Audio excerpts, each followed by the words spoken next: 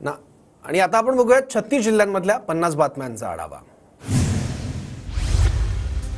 नाशिकमध्ये 200 कंटेनर कांदा सडण्याची भीती, निर्यात शुल्क कमी करण्याच्या अध्यादेशाची प्रत मिळण्यास विलंब। 200 कंटेनर कांदा 3 दिवसांपासून नाशिक लिलाव केंद्रात पडून।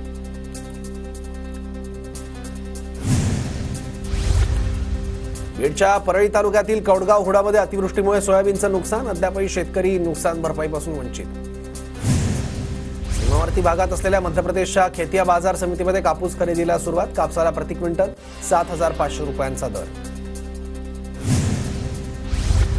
जळगावच्या बोदवड आणि मुक्ताईनगर तालुक्यात काशी फळाचं नुकसान, मात्र बाजारपेठेत भाव नसल्यानं शेतकरी चिंतेत।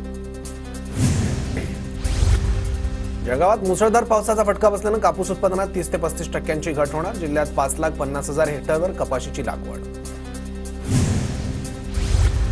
नाशिकच्या मनमाड शहरात दाट धुकं, धुक्याने पिकांवर रोगाचा प्रादुर्भाव होण्याची शक्यता, शेतकऱ्यांची चिंता वाढली।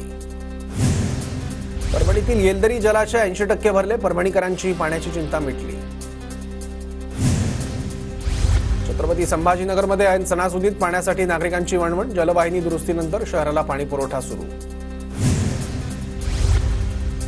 जळगावच्या चाळीसगाव शहरातील शिवरायांच्या अश्वारूढ पुतळ्याची गर्गे आर्ट गॅलरीकडून पाहणी, पालिकेला पुतळ्याला तडे गेल्याची माहिती मिळताच पालिका प्रशासनाकडून दखल। नागपुरातील 40 ओलांडलेल्या एसटी कर्मचाऱ्यांना आरोग्य तपासणी आवश्यक, कर्मचाऱ्यांसाठी धर्मवीर आनंद दिघे आरोग्य तपासणी योजना लागू, आरोग्य तपासणीचा खर्चही एसटी महामंडळ उचलणार।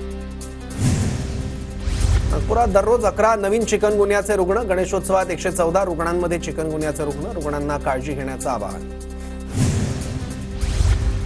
मुख्यमंत्री माझी लाडकी बहीण योजनेअंतर्गत आतापर्यंत 2,40,00,000 अर्ज, 1,60,00,000 महिलांना 2 महिन्यांचा लाभ, महिला व बाल कल्याण मंत्री आदिती तटकरेंची माहिती।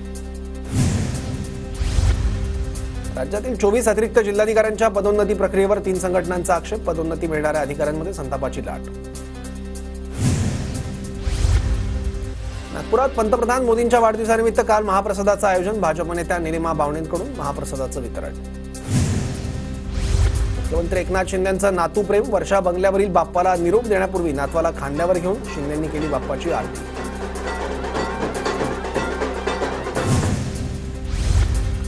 जळगावात गणेश विसर्जन मिरवणुकीत मंत्री गिरीश महाजनांनी धरला ठेका, सोशल मीडियावर व्हिडिओ व्हायरल, शहरात रात्री उशिरापर्यंत सुरू होत्या विसर्जन मिरवणुका।